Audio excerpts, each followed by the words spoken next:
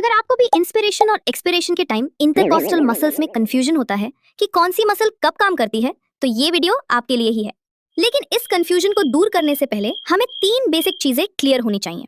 First, intercostal muscles. ये ribs के बीच पाई जाने वाली मसल्स होती हैं। ये 2 टाइप की होती हैं, एक्सटर्नल इंटरकॉस्टल मसल और internal intercostal muscle. Second, diaphragm का मूवमेंट यानी कॉन्ट्रैक्शन और रिलैक्सेशन। थर्ड, इंस्पिरेशन के टाइम लंग्स में नेगेटिव प्रेशर क्रिएट होता है, मतलब लंग्स का प्रेशर एटमॉस्फेयर से कम होता है। इसी पॉइंट की हेल्प से हम एक इजी मेमोरी ट्रिक यूज करेंगे। अब सबसे पहले इंस्पिरेशन को समझते हैं। इंस्पिरेशन के टाइम लंग्स के अंदर एयर जाती है, इसलिए थोरैसिक कैविटी का वॉल्यूम बढ़ता है।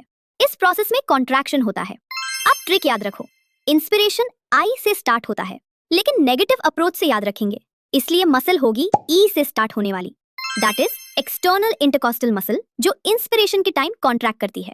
साथ ही डायफ्राम भी कॉन्ट्रैक्ट करता है और डोम शेप से फ्लैट हो जाता है। इससे लंग्स का वॉल्यूम बढ़ता है और एयर अंदर जाती है। अब आते हैं एक्सपिरेशन पर। नॉर्मल एक्सपिरेशन एक पैसिव प्रोसेस होता है। इसमें जो मसल्स इंस्पिरेशन में कॉन्ट्रैक्ट कर रही थी वो अब रिलैक्स करती है। इसलिए नॉर्मल एक्सपिरेशन में एक्सटर्नल इंटरकॉस्टल मसल रिलैक्स करती है और डायफ्राम भी रिलैक्स होकर वापस डोम शेप्ड हो जाता है। लंग्स का वॉल्यूम कम होता है और एयर बाहर निकल जाती है।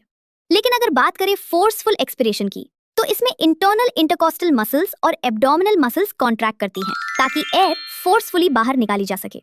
याद रखो, ये नेगेटिव अप्रोच सिर्फ याद रखने की ट्रिक है। एक्चुअल प्रोसेस प्रेशर और मसल मूवमेंट की वजह से होता है।